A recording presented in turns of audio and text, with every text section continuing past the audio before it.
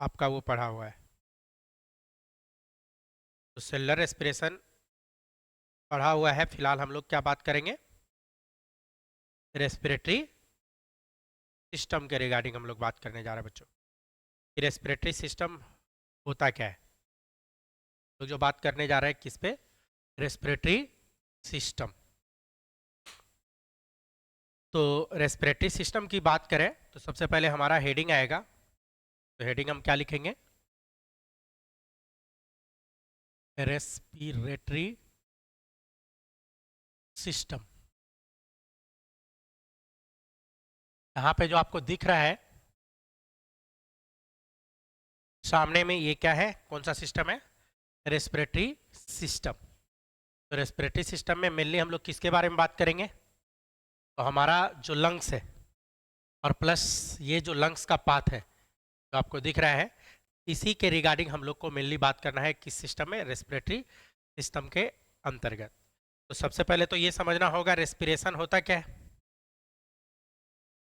Respiratory system को समझने के लिए हम लोग को क्या समझना होगा, रेस्पिरेशन। तो इसमें जो है रेस्पिरेटरी सिस्टम में, तो सबसे पहले हम लोग देखने क्या जा रहे हैं कि रेस्पिरेशन, अगर आपसे पूछा जाए रेस्पिरेशन ये क्या होता है, तो हम लोग क्या बोलेंगे रेस्पिरेशन में। रेस्पिरेशन क्या होता है, तो ये एक प्रोसेस है। रेस्पिरेशन क्या होता है कि प्रोसेस है। क्या प्रोसेस, जिसमें ये एक वैसा प्रोसेस है जिसमें ऑक्सीडेशन होना है। इसका ऑक्सीडेशन की बात करते हैं हम लोग, तो ऑर्गेनिक कंपाउंड का, जो हम लोग ऑर्गेनिक कंपाउंड खाते हैं उसी ऑर्गेनिक कंपाउंड को क्या करना है, तोड़वाना है, नहीं रेस्पिरेशन करवाना है। क्यों तोड़वाना है भाई, एनर्जी प्रोडक्शन के लिए, एटीपी के लिए। तो एटीपी के लिए जो हम लोग ऑर्गेनिक कंपाउंड को तोड़वाएंगे तो उसी को हम लोग क्या बोल देते हैं, रेस्पिरेशन। आप इसको लिख सकते हो रेस्पिरेशन में, ये रेस्पिरेशन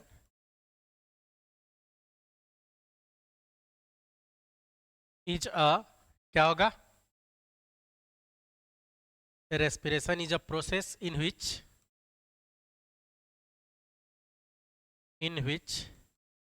हम लोग क्या करेंगे, oxidation of organic compound, oxidation करवाएंगे किसका, ऑर्गेनिक कंपाउंड का। नहीं, किसके लिए, किसके लिए, for the production of energy, for the production, production करवाना है किसका, ऑफ एनर्जी, एनर्जी के प्रोडक्शन के लिए। तो इसी को हम लोग क्या बोल देते हैं, it's called respiration, it's called क्या कहलाएगा, रेस्पिरेशन कहलाएगा। हम लोग उसको रेस्पिरेशन बोल देते हैं। अब जो रेस्पिरेशन होता है, तो हम लोग को तो पूरा सिस्टम के बारे में बात करना है। तो स्टेज ऑफ रेस्पिरेशन है, स्टेज ऑफ रेस्पिरेशन, एक साइंटिस्ट है जीएस गार्टर नाम के साइंटिस्ट है, नहीं जीएस गार्टर, ARTR, उन्होंने रेस्पिरेशन को 3 स्टेप में बांट दिया। तो किसकी बात कर रहे हैं, स्टेप ऑफ रेस्पिरेशन। तो मैं क्या बोल रहा हूं कि साइंटिस्ट है जिनका नाम क्या है, जीएस कार्टर। तो स्टेप ऑफ रेस्पिरेशन किसने दिया है, step of respiration given by, उन्होंने ही बताया था,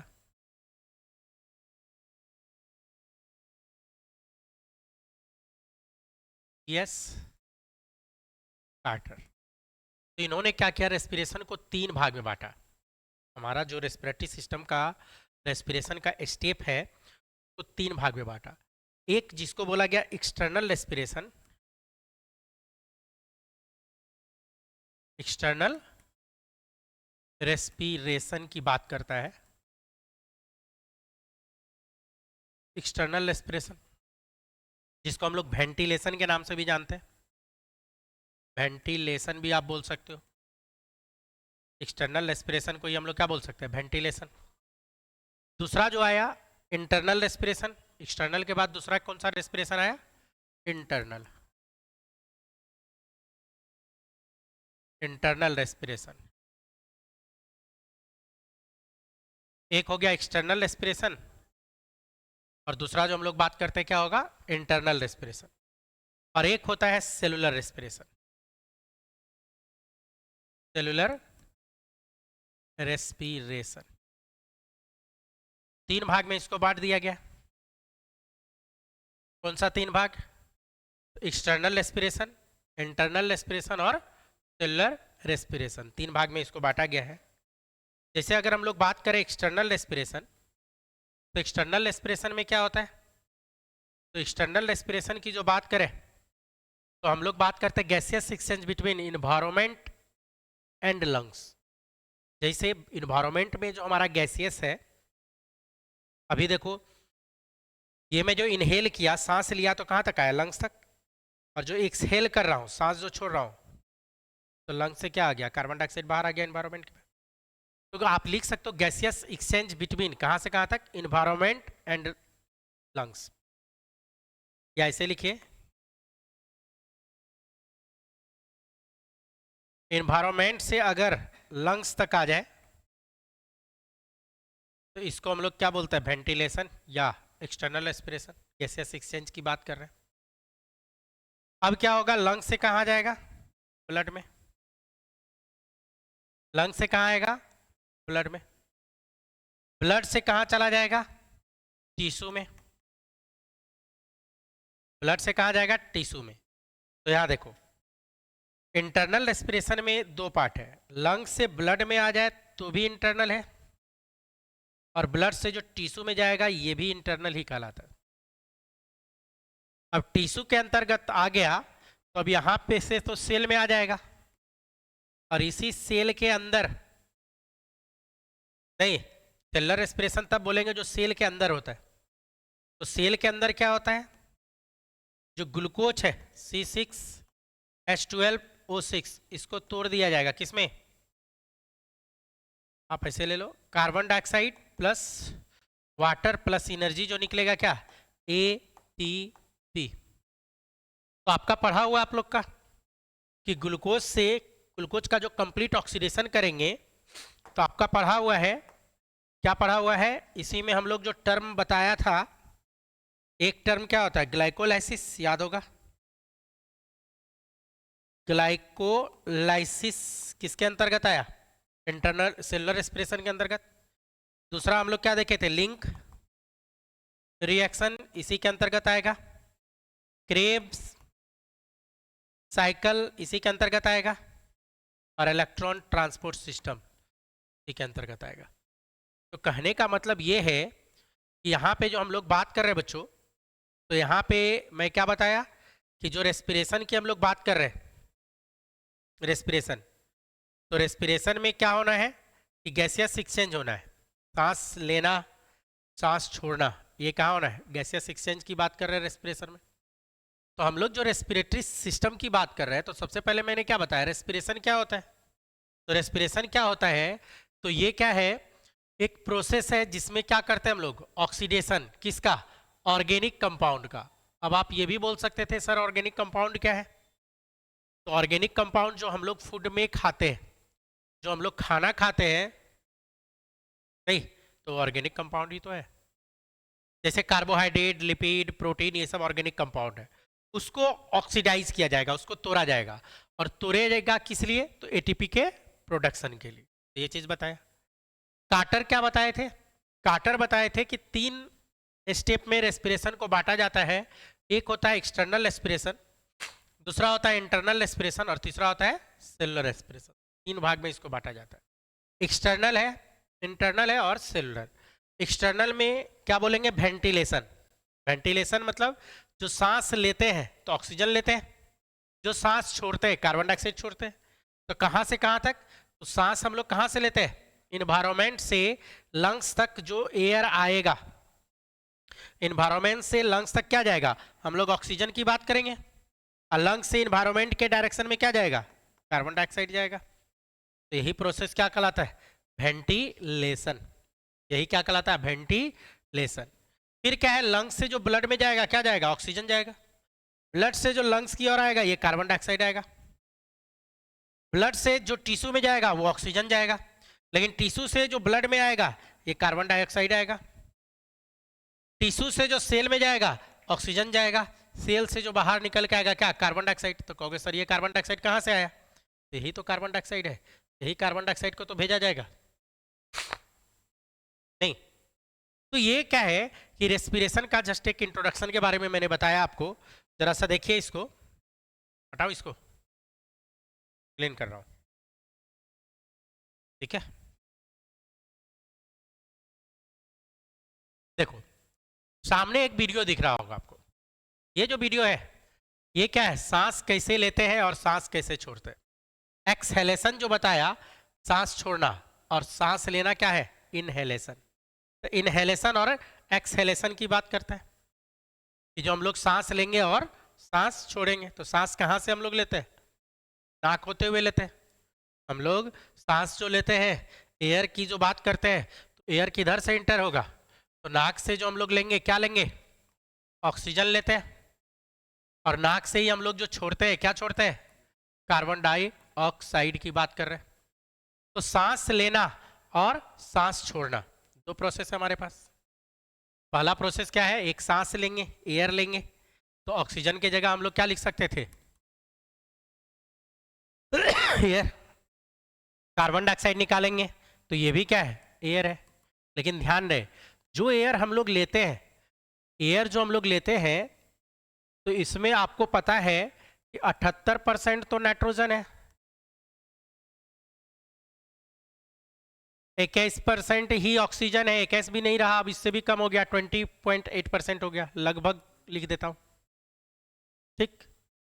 फिर कार्बन डाइऑक्साइड भी है, लगभग 0.04% के आसपास CO2 है, 21% क्या है, ऑक्सीजन है, और इधर ये क्या है, कार्बन डाइऑक्साइड है। तो कहने का मतलब जो एयर हम लोग लेते हैं तो मिक्स एयर न ले रहे हैं, 78% उसमें नाइट्रोजन भी जा रहा है, कार्बन डाइऑक्साइड भी जा रहा है, ऑक्सीजन भी जा रहा है, लेकिन हम लोगों को यूज क्या होगा, ऑक्सीजन। जो हमारे नाक होते हुए जो हमारे लंग्स तक जाएगा, तो यहाँ तक तो एयर आएगा, लेकिन इस एयर में डिफ्यूज क्या होना है, ऑक्सीजन। जो डिफ्यूजन होगा वो क्या होगा, ऑक्सीजन। तो हम लोग को ऑक्सीजन से मतलब है। जो नाइट्रोजन अंदर गया था वही नाइट्रोजन को बाहर भी भेज दिया जाएगा। तो हम लोग मेनली जो लेंगे वो किसकी बात करेंगे बच्चों, ऑक्सीजन का।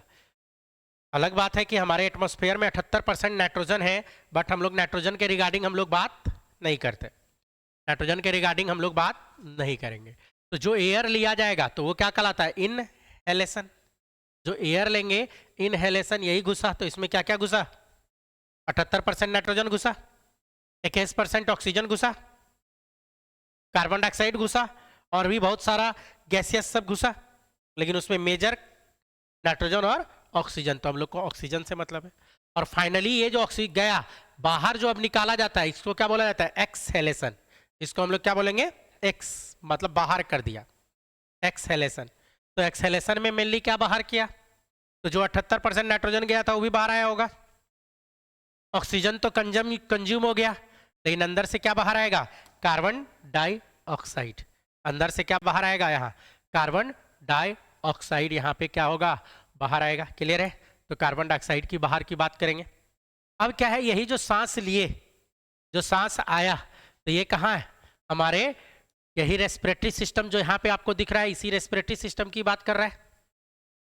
यही हमारा लंग्स, और इसी में हम लोग इस सब से रिलेटेड बात करेंगे, नेजल कैविटी, इस सब से रिलेटेड बात करेंगे।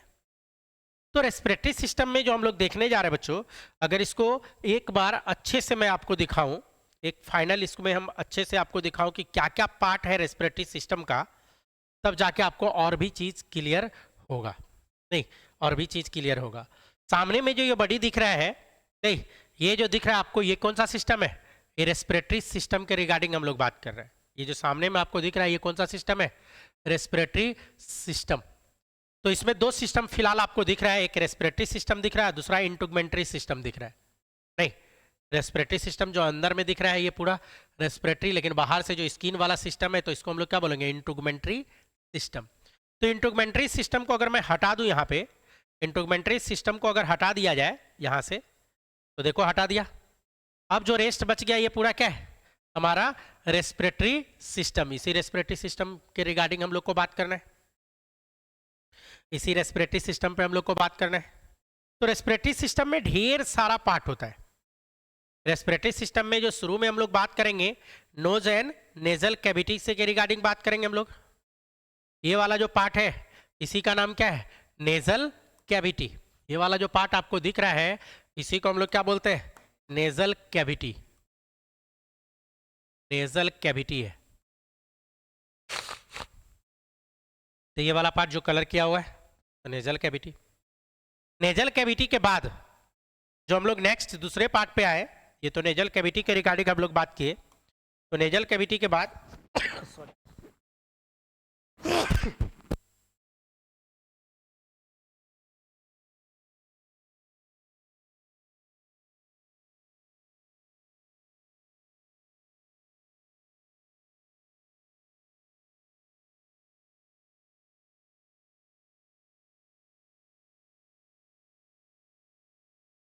अब तो और ज़्यादा दही खाना पड़ेगा ना। मेरा उल्टा चलता है। क्या उल्टा? जैसे तबीयत खराब है तो तबीयत खराब होने का अब डर थोड़ी है, पहले से खराब है तो और खाओ। ठीक रहता तो सोच के खाते कि ज़्यादा खाएंगे कहीं कुछ खराब ना हो जाए। नहीं, मेरा पेट खराब होता है तो हम खूब चना खाते हैं। भाई बोलती है चना खा रहे पेट खराब होगा, पहले से खराब है, तो बोलते हैं अब टेंशन ही नहीं है खराब होने का, पहले से खराब है, अब किस बात का टेंशन, तो और ज़्यादा खाओ। खैर इधर आते हैं हम लोग। तो नेजल कैविटी, नेजल कैविटी के बारे में बताया। दूसरा जो हम लोग बात करें इसी में, नेजल कैविटी के बाद अगर मैं इसको इस तरह से मूव कराऊं, नहीं तो एक चीज़ और दिख रहा होगा, नेजल कैविटी के जस्ट पिछला हिस्सा, मैं इसको कवर करता हूँ। जस्ट पिछला हिस्सा की जो मैं बात कर रहा हूँ, ये वाला पार्ट जिसका नाम क्या है, नेजोफेरिंग्स। इसको हम लोग क्या बोलते हैं बच्चों, ये वाला जो पोर्शन है जो कलर किया हुआ है, ये कौन सा पोर्शन है, नेजो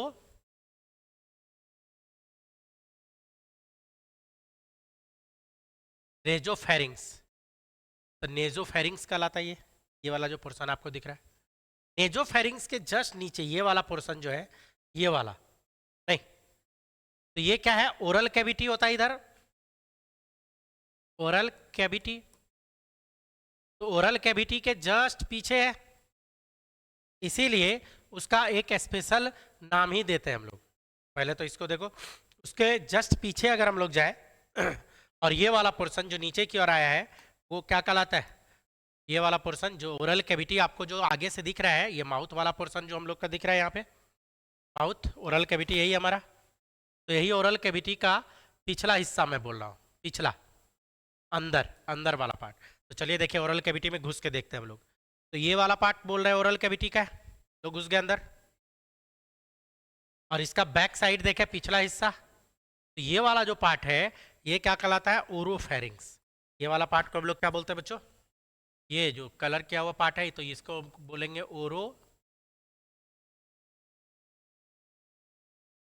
ओरोफेरिंग्स। नहीं, तो ये ओरोफेरिंग्स वाला हिस्सा हो जाता है, तो ये ओरोफेरिंग्स हो गया। ओरोफेरिंग्स के जस्ट नीचे अगर पोर्शन है, जस्ट नीचे वाला पार्ट, ओरोफेरिंग्स के जस्ट नीचे आया जाए तो जस्ट नीचे कौन सा पार्ट आ जाएगा, ये वाला पार्ट। मैं जूम आउट कर रहा हूँ क्योंकि जूम में पता नहीं चलेगा फिर आपको। तो ये जो ओरोफेरिंग्स का जो जस्ट नीचे वाला पार्ट है, इसमें लैरिंग्स और फेरिंग्स दोनों मिला हुआ है। यहाँ होता है हमारा वॉइस बॉक्स जिसको बोलते हैं लैरिंग्स, और उधर से क्या आ रहा था, फेरिंग्स। लैरिंग्स और फेरिंग्स का मिक्सचर ये वाला पार्ट, ये देखो चारों साइड से, ई का नाम है लेरिंगियो फेरिंग्स। लैरिंग्स और फेरिंग्स का मिक्सचर क्या कहलाएगा, लेरिंगियो फेरिंग्स। तो हम लोग आइए इसको भी लेवल कर लेते हैं। तो इसको हम लोग जो बात कर रहे हैं, ये वाला पोर्शन क्या कहलाता है, लेरिंगो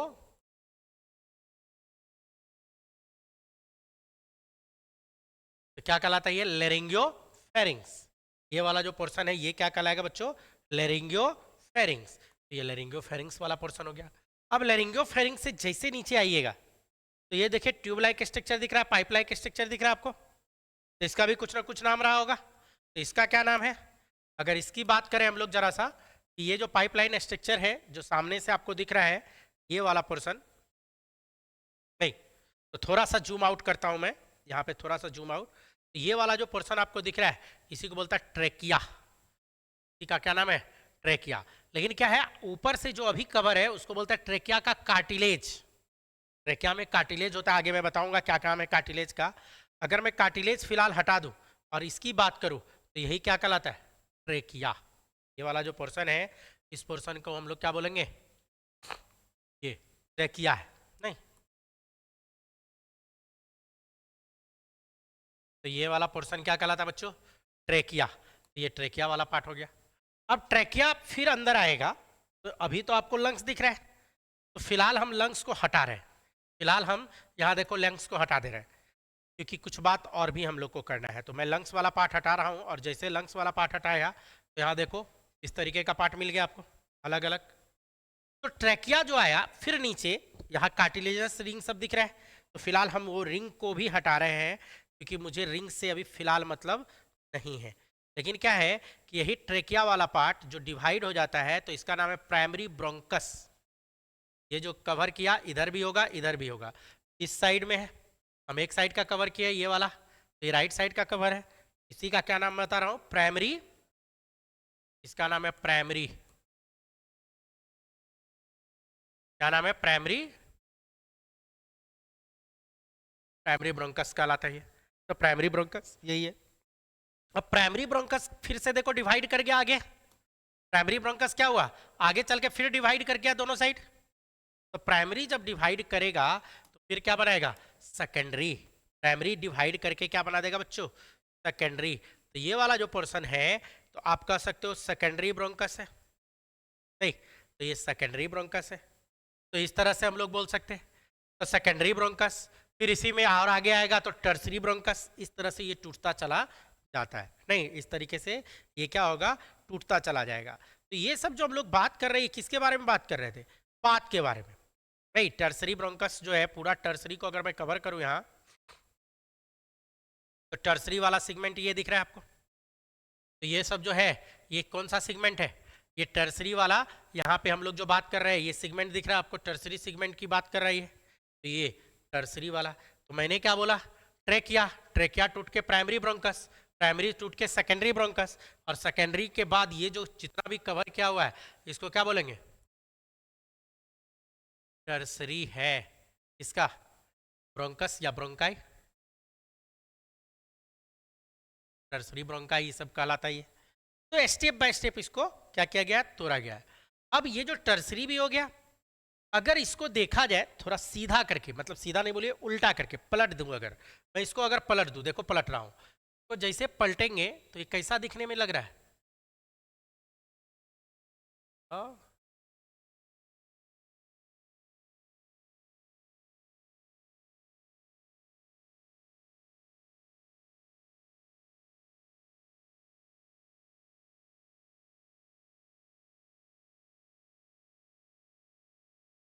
क्या पड़ेगा? ये देखो, ये जो अगर मैं रोक दिया, अब रोकने के बाद ये कैसा दिख रहा है आपको? कैसा दिख रहा है? ट्री लाइक स्ट्रक्चर दिख रहा है। ट्री लाइक स्ट्रक्चर दिख रहा है। तो ब्रोंकियल ट्री इसी को बोलते हैं। ये जो नीचे से लेके इधर तक पूरा पार्ट हुआ, तो ये क्या दिख रहा है? Bronchial tree. तो ब्रोंकियल ट्री कहलाता है। और ब्रोंकियल ट्री के बाद अगर इसको सीधा कर दिया जाए, और इसी में हम लोग क्या किसको ले आए? इसी में अगर हम लोग इसको लंग्स को ले आए, देखिए हम लंग्स को ला रहे हैं इसमें, लंग्स को लाने की बात करते हैं।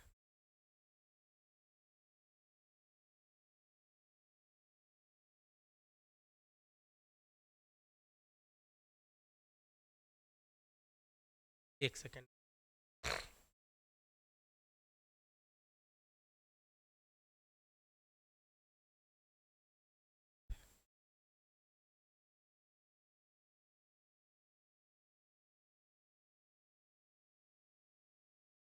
तो ये ब्रोंकियल ट्री, इसमें लंग्स को हम लाना चाह रहे हैं।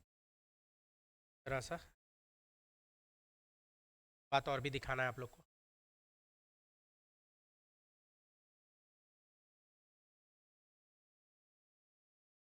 ठीक है, अब आउट करते हैं यहाँ पे। अब देखो, तो यहाँ पे जो हम लोग बात कर रहे हैं, अब देखो यहाँ ये जो स्ट्रक्चर आपको दिख रहा है, ये स्केलेटन के साथ क्या दिख रहा है, रेस्पिरेटरी सिस्टम है, और बीच में हार्ट भी मैंने ला दिया, बीच में हार्ट के रिगार्डिंग भी बात कर रहे हैं। ये वाला पोर्शन अगर मैं हटा दूं, ये जो दिख रहा है आपको स्केलेटन, तो स्केलेटन अगर हटा दिया जाए, ये देखो स्केलेटन जैसे हटाए तो ये जो पोर्शन आपको दिख रहा है, तो इसमें आपको लंग्स दिख रहा होगा, इधर का भी इधर का भी, तो इधर का फेड किया हुआ है। अगर मैं कंप्लीट लंग्स यहाँ पे लाऊं, कंप्लीट अगर पूरा लंग्स ला के बात करूँ यहाँ पे, पूरा लंग्स हमारा देखिए ये आ गया, और जैसे पूरा लंग्स आया, और मैं थोड़ा जूम भी कर देता हूँ, थोड़ा सा नीचे भी ले आऊँ इसको, अब जो स्ट्रक्चर आपको दिख रहा है ये वाला पोर्शन, ये हमारा क्या दिख रहा है, पूरा लंग्स, लंग्स कवर किया हुआ किसको, हार्ट को, हार्ट आपका पढ़ा हुआ है, सर्कुलेटरी सिस्टम आपका पढ़ा हुआ है, तो ये वाला पोर्शन क्या है, बीचों बीच हार्ट। जैसे हार्ट को देखना है तो नीचे से देखो हार्ट आपको दिख जाएगा, नहीं तो हमारा जो लंग्स है एक तरह से कह सकते हैं कि हार्ट को प्रोटेक्ट करने का भी काम कर रहा है, और वो जो ब्रोंकियल ट्री आया वही डिवाइड हुआ था, तो फिर हमारा क्या लंग्स में चला गया, तो ये हमारा लंग्स, तो लंग्स की जो बात करते हैं ये राइट लंग्स और ये लेफ्ट लंग्स, इसमें दो लंग्स है, एक राइट लंग्स है, राइट साइड में होगा राइट लंग्स, और लेफ्ट साइड में क्या होगा, लेफ्ट लंग्स की हम लोग बात करेंगे। जैसे राइट लंग्स की जो बात करें हम लोग, तो पूरा राइट लंग्स ये है, ये जो आपको दिख रहा है ये वाला लिंक करता हुआ, ये कौन सा लंग्स है, हमारा राइट लंग्स है, राइट पोर्शन में है, तो हमारा क्या हो गया, ऐसे अगर चले जाए तो बैक साइड में आ गया, देखो ये इस साइड में आ गया, तो इस साइड में आ गया, तो यहाँ पे जो है ये वाला पार्ट, तो ये क्या है, राइट लंग्स की बात करते हैं हम लोग, राइट लंग्स के रिगार्डिंग हम लोग यहाँ पे बात कर रहे हैं, नहीं तो ये वाला जो पोर्शन है जो ब्लिंक करता वो आपको दिख रहा है, ये क्या है, राइट लंग्स है, राइट लंग्स। और दूसरे साइड में ये वाला जो है ये क्या कहलाएगा, लेफ्ट लंग्स। इधर वाला जो पार्ट है अगर मैं इसको कवर करूँ लेफ्ट साइड का, तो इसको अगर कवर करूँ तो लेफ्ट लंग्स पूरा ये है, ये वाला पोर्शन क्या है, लेफ्ट साइड का लंग्स है, तो इधर वाला राइट, इधर वाला लेफ्ट।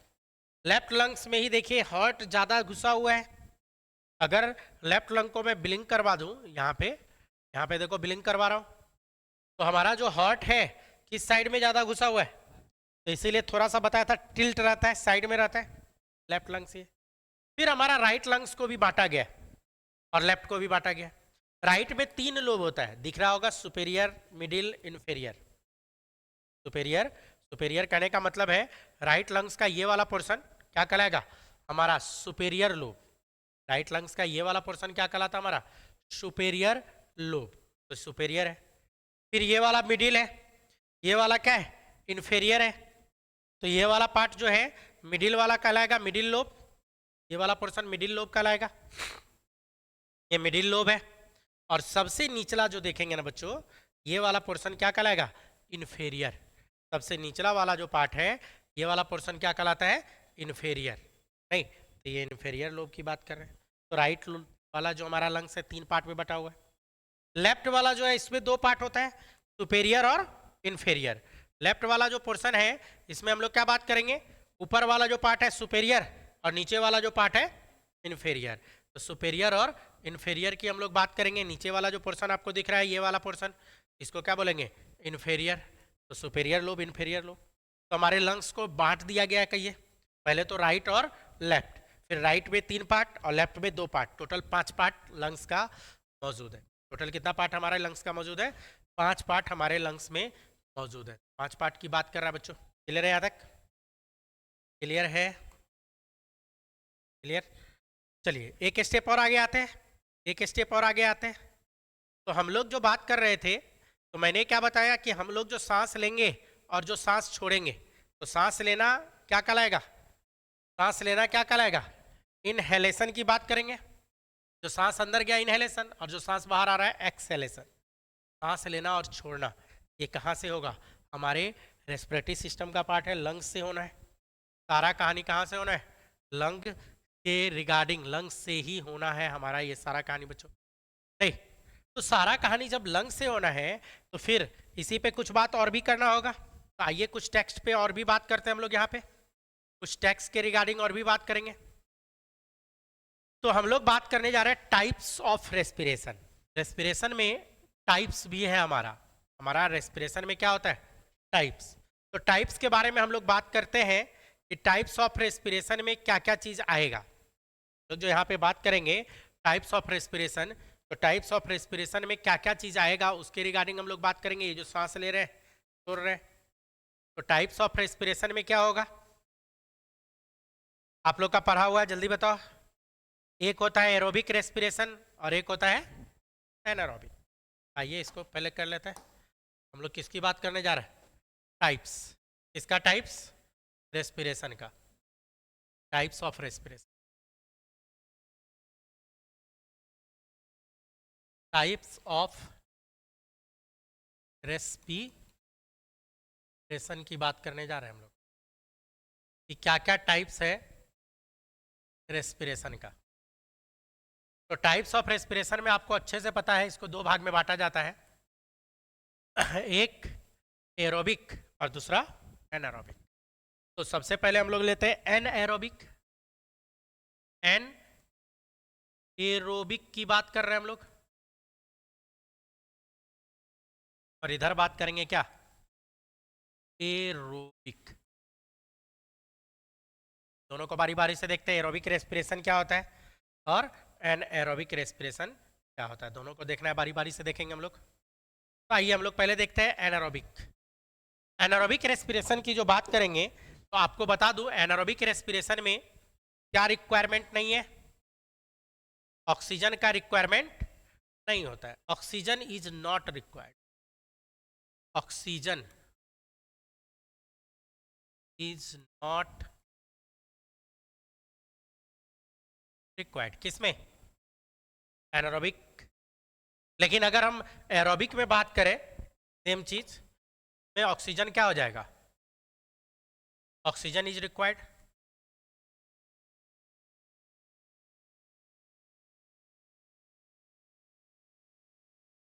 ऑक्सीजन इसमें रिक्वायर्ड होगा। कहां पे होगा एनारोबिक? ये कहां पे होगा? अगर इसकी बात करें कहां होना है anaerobic respiration? This process occurs in cytoplasm. क्या बोलेंगे? This process occurs in cytoplasm.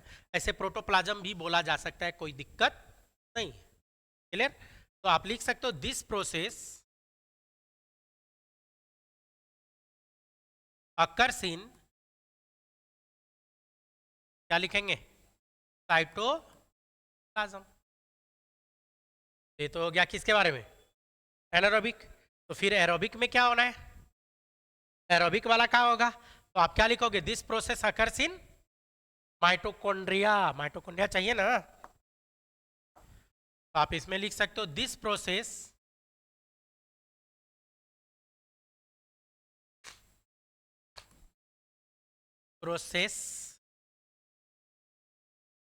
occurs in mitochondria and cytoplasm। दोनों चाहिए। माइटोकॉन्ड्रिया के साथ साथ क्या चाहिए? साइटोप्लाज्म भी चाहिए होगा। एनारोबिक रेस्पिरेशन में क्या होता है? एनर्जी की बात करें तो लेस एनर्जी का प्रोडक्शन होता है। क्या लिखेंगे? Less energy yield. Less energy yield, yield मतलब production,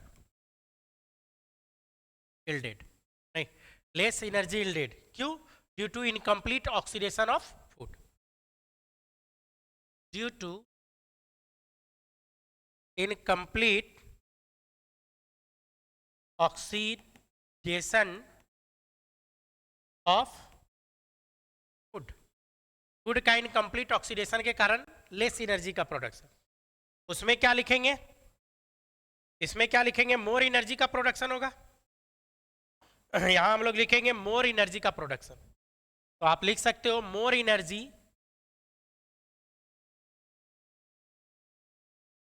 are produced due to complete oxidation इसका ऑफ फूड। कंप्लीट ऑक्सीडेशन होता है इसमें। तो इसमें इनकम्प्लीट है, इसमें कंप्लीट की बात करता है। कहां चलेगा, कहां चलेगा उसकी बात कर लेते जरा सा। अकर्स इन एनारोबिक रेस्पिरेशन की बात कर रहे हैं, कहां पे जल्दी बताओ, हमारे बॉडी में कहां चल सकता है एनारोबिक रेस्पिरेशन? हमारे आरबीसी के अंदर, रेड ब्लड कॉर्पसल्स के अंदर, हमारा मसल सेल्स के अंदर, बहुत सारा हमारा पैरासाइट होता है, इंटरनल पैरासाइट के अंदर कहां चलेगा? Internal parasites. इंटरनल पैरासाइट्स में कौन कौन है? जैसे हमारे बॉडी में होता है टैप वॉर्म, टैप वॉर्म के अंदर चल सकता है, एस्केरिस आता है और भी होता है, तो ये सब के अंदर चलेगा। लेकिन मैं बात करूं एरोबिक रेस्पिरेशन कहां चलेगा, तो आप लिख सकते हो एरोबिक रेस्पिरेशन कहां चलेगा? Occurs in higher plant. क्या लिखेंगे? अकर्स इन क्या बताओ? Higher plant and animal. Higher plants और एनिमल जो है उसमें कौन सा होगा? एरोबिक रेस्पिरेशन की बात करेगा। बच्चों एनारोबिक रेस्पिरेशन में जो बात कर रहे हैं यहाँ एक ग्लूकोज C6H12O6 टूट के मात्र 2 ATP देगा, आपको पता है, पढ़ा हुआ आपका। यहां पे बात करेंगे तो क्या होगा? एक ग्लूकोज कंप्लीट ऑक्सीडेशन होगा, 38 ATP का प्रोडक्शन करेगा। तो आप बोल सकते हो 19 टाइम ग्रेटर एनर्जी का प्रोडक्शन यहां पे कर रहा है, नहीं, एरोबिक रेस्पिरेशन में 19 गुना ज्यादा प्रोडक्शन हो रहा है, वहां 2 यहाँ 38, लगभग 20 टाइम इसको बोला जाता है। क्लियर है? लगभग 20 टाइम इसको बोला जाता है, लगभग 20 टाइम की बात कर रहे हैं। यहाँ तक क्लियर है? एक स्टेप और आगे आता है। अब आगे अगला स्टेप आ गया है, तो हम लोग जो बात कर रहे हैं, तो हमारा जो रेस्पिरेटरी सिस्टम है उसको 2 भाग में बांट दिया गया। हमारा जो रेस्पिरेटरी सिस्टम की हम लोग जो बात कर रहे हैं बच्चों, respiratory system, human respiratory system, तो हमारा जो रेस्पिरेटरी सिस्टम है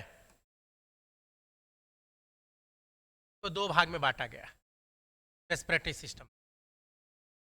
एक जिसको बोलते हैं हम लोग रेस्पिरेटरी ट्रैक या कंडक्टिंग जोन, और जो दूसरा बोला जाता है लंग्स। यही 2 चीज है, एक्सचेंज जोन जिसको बोलते हैं।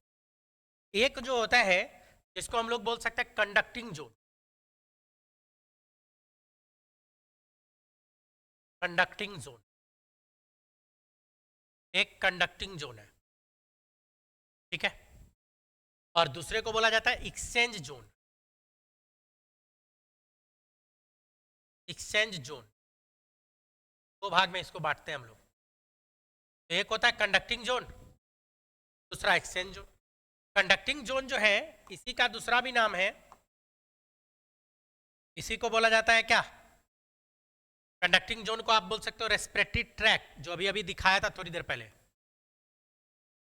रेस्पिरेटरी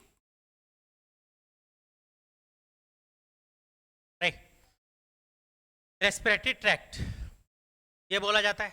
और जो एक्सचेंज जोन है जिसको हम लोग क्या बोलते हैं? लंग्स। लंग्स क्या होता है? एक्सचेंज जोन की बात करता है, जहां पे एक्चुअल एक्सचेंज की हम लोग बात करेंगे। रेस्पिरेटरी ट्रैक जो है कहां से स्टार्ट होगा? तो ये नाक दिख रहा है, नाक, एक्सटर्नल नॉस्ट्रिल इसको बोलते हैं, तो एक्सटर्नल नॉस्ट्रिल से स्टार्ट होगा और कहां तक जाएगा? यहां तक। लंग्स के पास देखोगे ये सब पार्ट है, फिर इसी में जो बटा हुआ है प्राइमरी सेकेंडरी सब में, नहीं, तो ये इस तरीके से जो पार्ट सब बट गया है, ये आया है, फिर इस तरीके से बटता है, फिर बटता है, ये जो इस तरीके से बटता है, और वहां से जो स्टार्ट हुआ है नाक से। तो जब भी हम लोग बात करते हैं कंडक्टिंग जोन का, तो कंडक्टिंग जोन के बारे में क्या लिखेंगे? ये पैसेज है, कहां से कहां तक? अ पैसेज, ये वैसा पैसेज है जो एयर पहुंचाने का काम करेगा। फ्रॉम, कहां से कहां तक? एक्सटर्नल नॉस्ट्रिल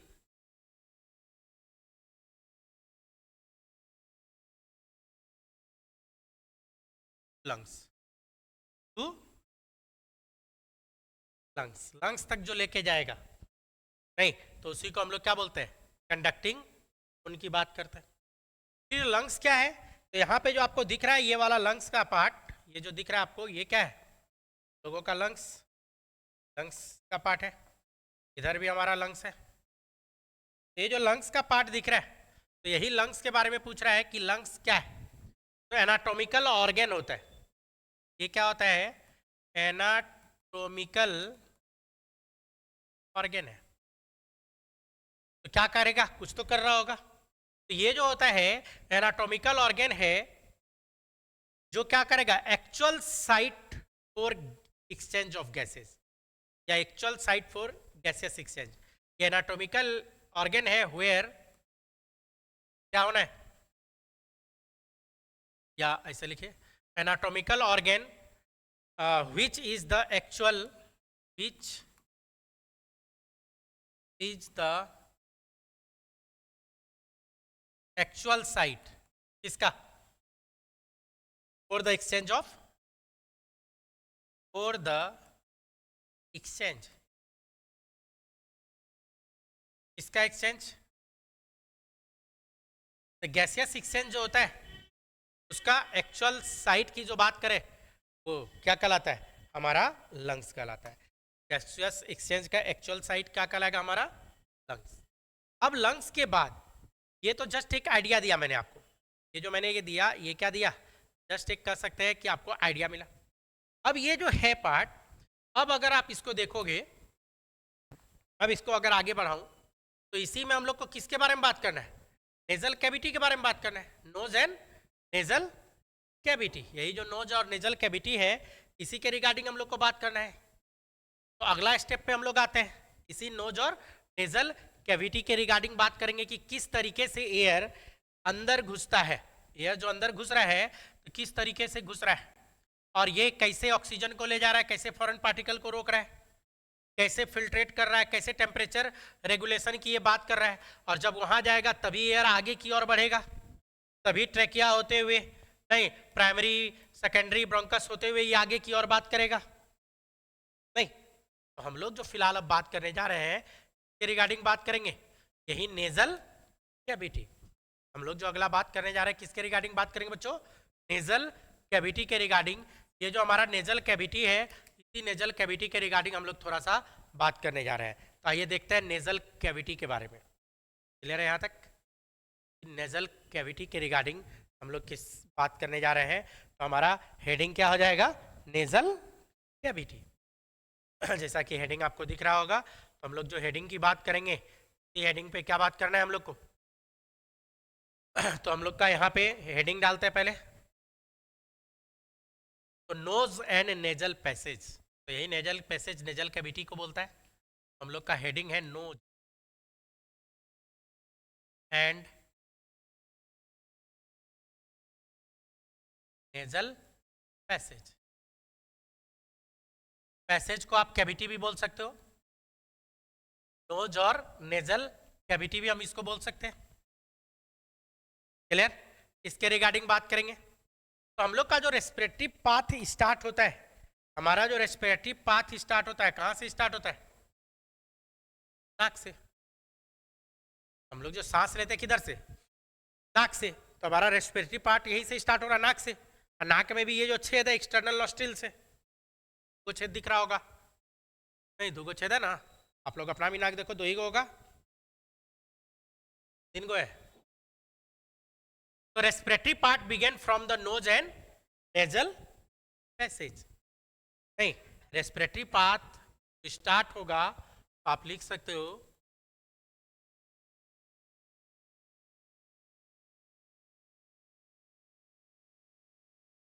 रेस्पिरेटरी पाथ क्या होगा? Start begins from nose and कहाँ से, नेजल पैसेज की बात कर रहे हैं, यहीं से स्टार्ट होगा। नहीं प्रत्येक जो एक्सटर्नल लेयर है यहाँ पे वो छेद होगा अगल बगल, यहीं से तो एयर को अंदर क्या किया जाएगा, अंदर लिया जाता है छेद से होते हुए।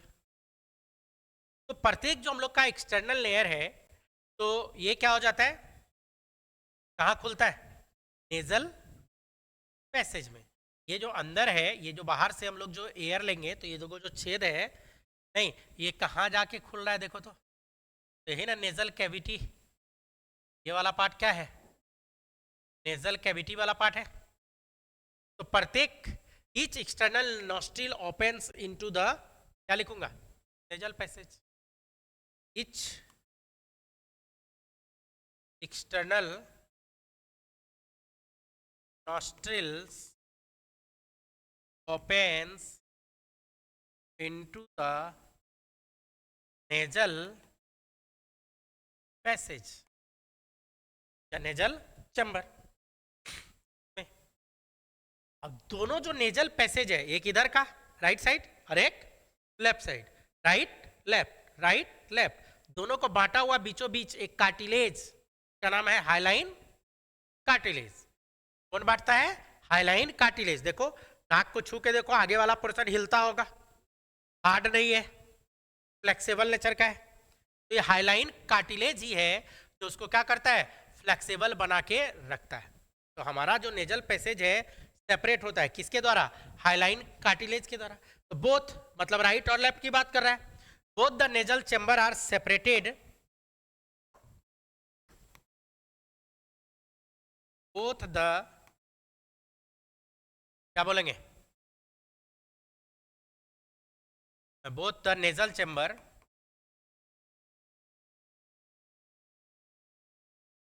Are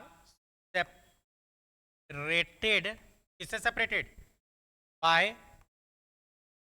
Highline cartilage. Hyaline cartilage के द्वारा दोनों को सेपरेट करके रखता है। हमारा जो दोनों नेजल पैसेज की बात कर रहे हैं किसके द्वारा सेपरेट है, हाइलाइन कार्टिलेज के द्वारा। बच्चों हाइलाइन कार्टिलेज तो है ही, शुरू वाला पार्ट में है, लेकिन जैसे ऊपर जाओगे हार्ड आ जाता है, बोन आ जाता है, पर हार्ड है। तो जहां तक हाइलाइन कार्टिलेज है जो सेपरेट किया हुआ है वहां तक आप उंगली कर सकते हो, और नाक में जहां तक उंगली कर सकते हो उसको बोला जाता है नेजल वेस्टिब्यूल। क्या नाम है, नेजल वेस्टिब्यूल, जहां तक उंगली कर सकते हो। तो एंटीरियर स्मॉल पार्ट है, छोटा दूर तक है। तो एंटीरियर स्मॉल पार्ट जो हमारा नेजल पैसेज का है जो क्या कहलाता है, नेजल वेस्टिब्यूल। तो आप इसको ऐसे लिख सकते हो, एंटीरियर स्मॉल, नहीं, anterior small part of nasal क्या chamber is called nasal vestibule. सीधा सीधी बोले ठेठ में तो जहां तक नाक में उंगली कर सकते हैं वो आपका नेजल वेस्टिब्यूल है। वो हम लोगों का क्या होता है, नेजल वेस्टिब्यूल, जहां तक क्या कर सकते हैं, उंगली जाएगा। तो उसको हम लोग क्या बोलते हैं कि वो कैसा है, वो नेजल वेस्टिब्यूल का पार्ट है, क्योंकि हम लोग वहां तक उंगली कर पा रहे हैं। नेजल वेस्टिब्यूल की जो बात कर रहे हैं, जरा सा हटा रहा हूं इसको, क्लीन कर रहा हूं। नेजल वेस्टिब्यूल की जो बात कर रहे हैं हम लोग, तो अब नेजल वेस्टिब्यूल में क्या होगा, तो नेजल वेस्टिब्यूल जो है, जैसे मान लो ये हमारा नाक है हम लोगों का, ऐसा ही बना रहता है, करते हैं थोड़ा ठीक ठाक बनाने का, इधर तो मैं नहीं बना सकता। यही नाक है, दिख रहा है क्या। अब इसी में क्या है, यही वाला पोर्शन थोड़ा अंदर तक कर दो, तो यही वाला नेजल वेस्टिब्यूल वाला पार्ट है। तो ये जो पार्ट है इसी के बारे में बात कर रहे थे, ये वाला पोर्शन क्या है, नेजल वेस्टिब्यूल ये नेजल वेस्टिब्यूल वाला पार्ट है। तो जो नेजल वेस्टिब्यूल होता है ये कैसे बनता है? तो हमारा जो स्किन है, बाहर का जो स्किन है, वही स्किन आके अंदर घुस जाता है, वही स्किन आके अंदर घुस जाता है। तो बाहर से ये कौन सा पार्ट है? स्किन। तो पक्का है नेजल वेस्टिब्यूल का अंदर वाला जो पार्ट होगा यहाँ पे क्या होगा? स्किन ही ना अंदर होगा। यही स्किन इन्वेजिनेट करता है। लेकिन कब करता है? आप कभी देखो क्या कि देखो उसका नाक बन रहा है, आ रहा है, स्किन अंदर घुसले जा रहा, घुसले जा रहा, ऐसा देखे क्या? कभी नहीं। क्यों नहीं देखे? क्योंकि हर एक का नाक जन्म के समय बना हुआ था। इसका मतलब जन्म से पहले ऐसा काम हुआ होगा। एम्ब्रायनिक कंडीशन की बात कर रही है। जब माँ के गर्भ के अंदर थे, एम्ब्रायनिक कंडीशन में थे, उस समय ये बात किया होगा। तो एक्चुअल में क्या है, जो नेजल वेस्टिब्यूल बना तो इन्वेजिनेशन ऑफ स्किन से बनता है। कैसे बनता है? इन्वेजिनेशन ऑफ स्किन से। तो नेजल वेस्टिब्यूल के बारे में आप लिख सकते हो, इट इज फॉर्म्ड बाय क्या? फॉर्म बाय द इन्वेजिनेशन किसका? Of skin, invagination of skin in embryonic stage. In embryonic stage, embryonic stage में हुआ है। अब क्या है, जो बाहर वाला स्किन का प्रॉपर्टी हम लोग का, देखो बाल वाल है, हेयर वेयर होता है, सीवेसियस ग्लैंड होता है, ऑयली ग्लैंड। तो पक्का है नाक में वही स्किन अंदर घुसा है, तो ऑयली सिक्रेशन भी होगा, हेयर भी होगा, नाक में बाल जो आता है इसीलिए आता है। नहीं तो यहाँ पे जो है तो एम्ब्रायनिक स्टेज में इन्वेजिनेट किया है। नहीं, इन्वेजिनेशन ऑफ स्किन है, और स्किन है तो इसीलिए यहाँ पे क्या होता है? So this part contain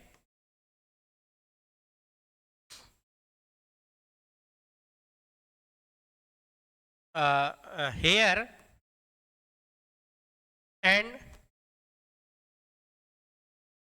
सीवेसियस gland,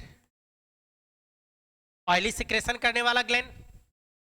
अब हेयर भी है और सीवेसियस ग्लैंड भी है। मान लो यहाँ हेयर है, ये हेयर, तो हेयर का बनावट ऐसे होता है नीचे की ओर। देखना नाक में अगर बहुत दिन तक बाल ना काटो तो नाक के बाहर आ जाएगा, नहीं ये बाहर आने लग जाएगा। अभी आप लोग बुतरू हो, अभी अभी तो बाल आया ही है, नहीं बाहर आ जाएगा। तो क्रॉस लाइक बनता है, क्रॉस। अब प्लस क्या है, इसमें सीवेसियस ग्लैंड भी है, तो सीवेसियस ग्लैंड का सिक्रेशन ऑयली सिक्रेशन होता है, और ऑयल चिपचिप रहता है। तो आप कह सकते हो हेयर को चिपचिपा बना के रखा हुआ है। हेयर को क्या बना दिया है? चिपचिप बना के रखा है। अब जो एयर अंदर घुसेगा, इधर से जो एयर अंदर घुसेगा, तो एयर जो घुसता है तो डस्ट पार्टिकल के साथ घुसेगा, तो ज्यादातर डस्ट पार्टिकल को यहीं रोक लिया जाएगा, केवल अंदर जाएगा एयर। और यहां पे था एयर प्लस डस्ट, तो डस्ट जितना भी है यहीं पे रोक लेगा हेयर और सीवेसियस ग्लैंड मिलके। अगर कोई छोटा मोटा कीट वीट अंदर घुसने की कोशिश करता, मक्खी मच्छर, उसको भी क्या करेगा? रोक लेगा, अंदर घुसने नहीं देगा। तो जस्ट लाइक ये किसके तरह काम कर रहा है? फिल्टर के तरह। जस्ट लाइक आप कह सकते हो किसके तरह काम कर रहा है? फिल्टर। तो फिल्ट्रेशन का काम कर रही है, फिल्ट्रेशन का काम करेगा बच्चों। नहीं तो डस्ट पार्टिकल इस सबको फिल्टर करने का काम करेगा, फिल्टर कर देगा। हमारा जो नेजल कैविटी बना होता है वो 3 बोन से मिलके बना होता है। नेजल कैविटी में 3 बोन होते हैं, मैक्सिला, नेजल बोन और इथेमोइड। ये मिलके हमारा क्या बनाता है? नेजल कैविटी बनाने का काम करता है। कौन कौन सा बोन है? मैक्सिला की बात करेंगे, कर लूं? टाइम है 5-7 मिनट, जल्दी बोलो, हो जाएगा। तो चलो करते हैं। तो मैं क्या बता रहा हूं कि हमारा जो नेजल पैसेज है 3 पार्ट से बना हुआ है। चलो देखते हैं कौन सा 3 पार्ट है, उसको देखते हैं। 3 पार्ट हमारा नेजल पैसेज का बना हुआ है, और नेजल पैसेज में जो 3 पार्ट है वो तीनों पार्ट को हम लोग देखने की कोशिश करेंगे कि कौन कौन सा बोन है जो हमारा नेजल पैसेज को बनाए हुए भाई। तो नेजल पैसेज को बनाने का काम कौन कौन सा बोन किया है, सामने में मैं आपका डाल रहा हूँ बोन स्केलेटन के साथ। ये जो दिख रहा है आपको भूत के तरह, नहीं, रात में दिखा दो तो भाग जाओगे। मेडिकल कॉलेज में जाओगे तो ऐसा ऐसा खोपड़ी सब चारों साइड मिलेगा। मेडिकल कॉलेज में अगर गलती से पोस्टमार्टम वाले में आपका पड़ गया तो रोज मुर्दे फाड़ोगे, रोज मुर्दे फाड़ेगा, काट चीर फाड़ एकदम, आरी लेके, टाइल्स कटर लेके, क्या डर लगा, रोज का काम है। नहीं, पोस्टमार्टम जो होता है किसका होता है, मुर्दा का होता है। और रोज मुर्दा सपना में आके डराएगा आ रहा हूँ। तो खैर, एस्केलेटन सारे लोग ऐसे ही हैं, सारे लोग अंदर से ऐसे ही हैं। तो ये जो स्केलेटन है, तो हमारा नाक का हम लोग हाइलाइन कार्टिलेज की जो बात कर रहे थे, ये बीच वाला पार्ट जो है, बीच वाला पार्ट हाइलाइन कार्टिलेज जो दोनों साइड का सेपरेट किया हुआ है, नेजल वेस्टिब्यूल ये वाला पार्ट हो गया, नाक का अंदर वाला पार्ट। और इसी में मैं बता रहा हूँ नेजल कैविटी जो बना है, तो 3 बोन, ये बोन जो है इसका नाम है मैक्सिलरी, ये वाला जो बोन होता है, ये वाला बोन का क्या नाम है, मैक्सिला या मैक्सिलरी बोन हम लोग बोलते हैं। और राइट साइड का है तो राइट मैक्सिला। तो ये बोन जो है, आप चाहो तो इसको लेबल भी कर सकते हो, ये वाला बोन इसको हम लोग क्या बोल रहे हैं, मैक्सिला या मैक्सिलरी बोन भी बोलते हैं हम लोग। ये वाला बोन जो है ये क्या है, मैक्सिला वाला है। तो एक राइट साइड का मैक्सिला, एक लेफ्ट साइड का मैक्सिला, 2 मैक्सिला हमारा है। आप कह सकते हो अपर जॉ यही बनाता है हम लोग का जबड़ा जो है, आगे वाला अपर वाला, ऊपर वाला जबड़ा मैक्सिला ही बनाता है। नहीं, तो ये मैक्सिलरी बोन के बारे में बात की, तो ये तो मैक्सिलरी है। मैक्सिलरी के बाद जो दूसरा होता है, नाक के पास ये वाला जो पोर्शन दिख रहा है आपको, तो वो क्या कहलाता है, नेजल बोन। ये वाला जो पोर्शन दिखेगा सबसे ऊपर में, जहाँ पे चश्मा का बेस रहता है, तो ये वाला नेजल बोन है ये।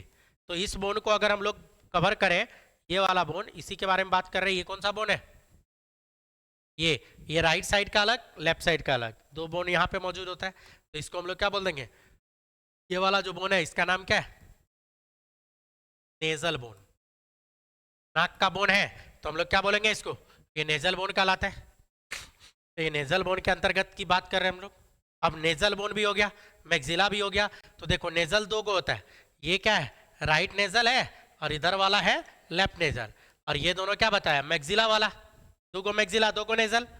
और अंदर में ये वाला जो बोन होता है, इसी के बारे में बात करने जा रहे हैं, जो अंदर की ओर है, तो उसको बोला जाता है इथेमॉइड। आइए उसको कवर करते हैं। इथेमॉइड को अगर मैं दिखाऊं तो ये एक सिंगल बोन होता है, ये क्या है, एक सिंगल बोन होता है, एक ही को बोन होता है। ये आई बॉल के अंदर घुस के देखना पड़ेगा, ये है इथेमॉइड, दोनों साइड से एक ही को दिख रहा है। तो ये वाला जो बोन होता है, यही बोन का नाम क्या बता रहा हूं, ये बोन, इसी बोन का नाम क्या है, इथेमॉइड बोन।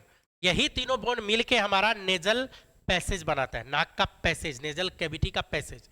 एक्चुअल में तीनों बोन का आउटग्रोथ होता है, हर एक बोन का यहाँ पे क्या है, बाहर की ओर निकला हुआ कुछ आउटग्रोथ होता है। आउटग्रोथ जैसे मैं दिखाऊं अगर आपको, आउटग्रोथ देखो, जैसे मैं एक का लेता हूं, मैक्सिला वाला लेता हूं, ये वाला पोर्शन लेता हूं मैक्सिला का, और दूसरे को हाइड कर दे रहा हूं। तो जैसे अगर इसको लेके देखा जाए, बाकी को मैंने हटा दिया, तो मैक्सिला का क्या है, ये आउटग्रोथ यहाँ पे दिख रहा है, इस तरह का आउटग्रोथ है। तो 2-2 को मैक्सिला है, 2-2 को नेजल बोन है, और एक इथेमॉइड, टोटल 5 बोन। ये सब मिलके हमारा क्या बनाता है, नेजल पैसेज। और यही जो आउटग्रोथ होता है, तो इसको भी एक स्पेशल नाम दिया जाता है बच्चों। ये जो आउटग्रोथ की बात करते हैं, इसको भी एक स्पेशल नाम दे दिया जाता है। इस तरह का जो आउटग्रोथ सब आपको दिख रहा है बोन में, तो हर एक बोन में आपको इस तरह का आउटग्रोथ दिखेगा। और यही जो हर एक बोन में आपको आउटग्रोथ दिखेगा, तो इसको एक स्पेशल नाम ही दे देते हैं हम लोग। क्या नाम दिया जाता है, इसको बोला जाता है कॉकनिया। क्या नाम देता है, कॉकनिया वाला कहानी। जो बाहर की ओर बोन ही है, बोन ही है, लेकिन इसको एक स्पेशल, नहीं कॉकनिया नहीं, कुछ गलती लिखा गया, कॉकनिया, HON किया, HEA, देख लीजिएगा, स्पेलिंग मिलाना पड़ेगा एक बार, गड़बड़ हो सकता है स्पेलिंग में। नहीं, तो ये या टर्मिनल बोन के नाम से भी जानते हैं, इसी को हम लोग क्या बोलते हैं,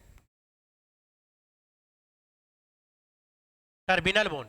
एक्चुअल में यही जो आउटग्रोथ होता है, ये सब आउटग्रोथ मिलके पैसेज बनाता है, स्पाइरल पाथ बना देता है।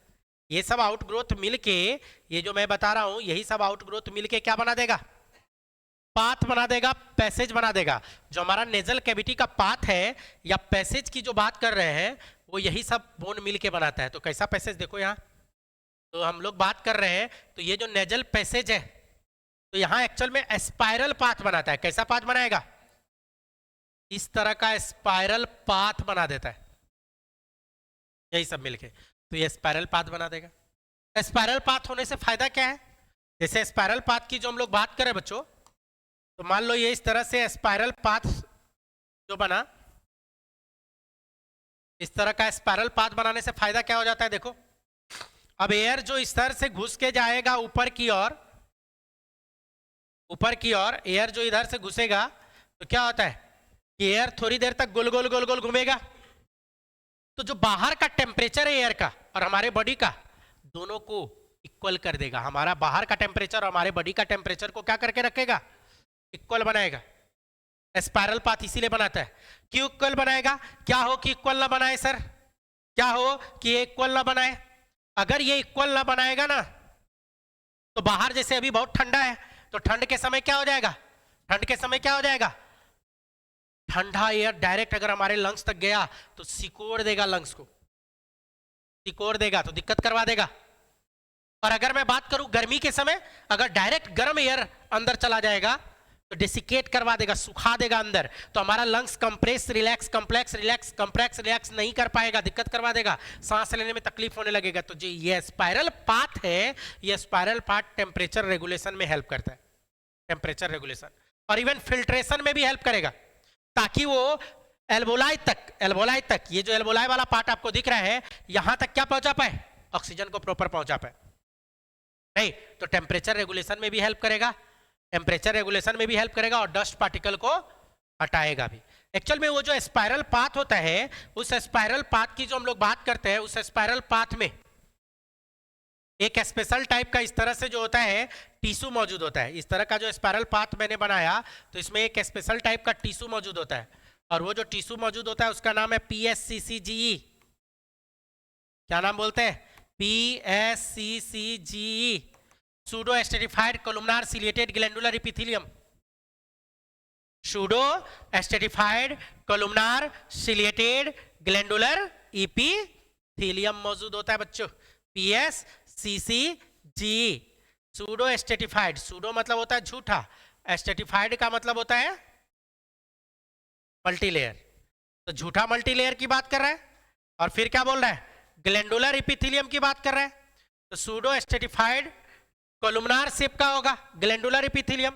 तो देखो सूडो मतलब झूठा, एस्टेटिफाइड मतलब multilayer, C4 columnar, C4 ciliated, उसमें सिलिया प्रेजेंट होगा, ग्लैंड भी मौजूद होगा, और ये कैसा होता है, इपिथेलियम है। तो pseudo stratified columnar ciliated glandular epithelium कहने का मतलब ये वाला जो फिगर आपको दिख रहा है ऐसा दिखेगा, ये pseudo stratified columnar ciliated glandular epithelium है। सिंगल लेयर का होता है लेकिन देखने में लगता है कि ये मल्टी लेयर है, होता सिंगल लेयर का है लेकिन देखने में क्या लगता है, मल्टी लेयर है, इसीलिए बोलता है झूठा मल्टी लेयर, सूडो एस्टेटिफाइड।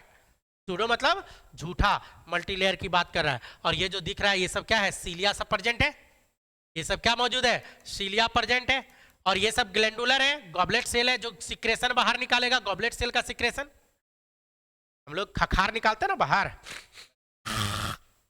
जो करते हैं खखार जो निकलता है, तो यही तो है, गॉबलेट सेल का ही सिक्रेशन सब तो है। होता क्या है, जब हम लोग सांस लिए तो स्पाइरल जो गया तो उसमें डस्ट पार्टिकल भी रुकता है, पहले तो हेयर रोक लिया, एयर के बाद जो स्पाइरल घूमेगा टेम्परेचर रेगुलेट करेगा, डस्ट पार्टिकल को रोक देगा, बैक्टीरिया ऑक्टीरिया को रोक देगा, बहुत सारा बैक्टीरिया जो यहाँ फंस गया तो यही जो म्यूकस है इसको चारों साइड से घेर लेता है। अब दो बात है, इसको प्रोपेल करके ठेल के हमारे डाइजेस्टिव सिस्टम में पहुंचा दे, या नहीं तो मुंह से आप बाहर निकाल दीजिए उसको, तो ये काम होता है। ये जस्ट लाइक क्या कर रहा है हमारा, फिल्ट्रेशन का काम कर रहा है प्लस टेम्परेचर रेगुलेशन का काम कर रहा है। ये दो काम करता है बच्चों, एक तो काम करेगा फिल्ट्रेशन का और दूसरा काम क्या करता है, टेम्परेचर को रेगुलेट करने का काम करता है। और एक लास्ट पॉइंट आपको बता दूं, एक लास्ट पॉइंट, यही जो हमारा स्पाइरल पाथ में ऊपर की ओर आता है, स्पाइरल पाथ में जो ऊपर की ओर आएगा, नहीं स्पाइरल पाथ में जो ऊपर की ओर आएगा तो उसके बारे में हम लोग बात कर रहे हैं। यहाँ ये देखो स्पाइरल पाथ में जो ऊपर की ओर आएगा, लास्ट पॉइंट पे आ रहे हैं, बस आज का लास्ट पॉइंट। तो ये जो इस तरह से स्पाइरल पाथ है, तो यही जो ऊपर की ओर आया, ऊपर की ओर कहाँ पे बात कर रहे हैं हम लोग, इसकी बात कर रहे हैं।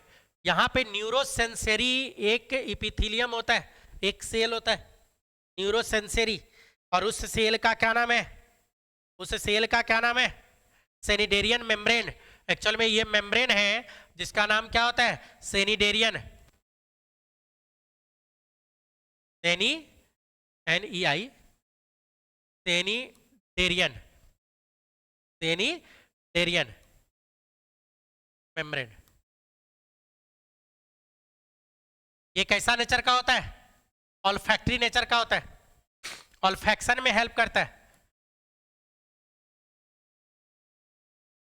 ऑल्फैक्टरी बोले तो स्मेल से रिलेटेड है, किससे, सूंघने से, स्मेल से रिलेटेड है। हम लोग जो कोई चीज सूंघते हैं तो क्या होता है, नाक में, जैसे मान लीजिए आंख पे पट्टी बांध के और नीचे गुलाब फूल दे दे, गेंदा फूल दे दे, तो सूंघ के नहीं बता देंगे गेंदा फूल सूंघा रहा है कि अड़हुल फूल सूंघा रहा है कि गुलाब फूल सूंघा लिया है, आराम से बता देंगे। तो ये डिटेक्ट कौन करता है, सिनिडेरियन मेम्ब्रेन। यही डिटेक्ट करके न्यूरोसेंसरी होता है, इंफॉर्मेशन किसको भेज देगा, ब्रेन को। यही डिटेक्ट करके इंफॉर्मेशन किसको भेज देगा, ब्रेन को। तो हमारा नेज और नेजल कैविटी में जो बात किए खत्म हो गया। तो नेजल कैविटी में क्या क्या बात किए, वेस्टिबुलर रीजन के बारे में बात किए। वेस्टिबुलर रीजन में क्या बात की, स्किन, हेयर, सीवेसियस ग्लैंड। दूसरा जो बात की हम लोग, वेस्टिबुलर के जैसे अंदर घुसे तो respiratory reason, PSCCG, pseudo stratified ciliated columnar glandular epithelium और गॉबलेट सेल। और जैसे अंदर घुसेंगे तो ऑल्फैक्टरी रीजन, जिसमें हम लोग सिनिडेरियन मेम्ब्रेन की बात करते हैं, जो न्यूरोसेंसरी एपिथेलियम कहलाता है। अगले क्लास में हम लोग बात करेंगे फेरिंग्स, नेजोफेरिंग्स, ओरोफेरिंग्स। तो अगले क्लास में कहाँ से बात होगा, फेरिंग्स से रिलेटेड हम लोग बात करेंगे। क्लियर है यहाँ तक? यहाँ तक में कोई भी डाउट है तो आप बेहिचक पूछ सकते हो, एनी डाउट।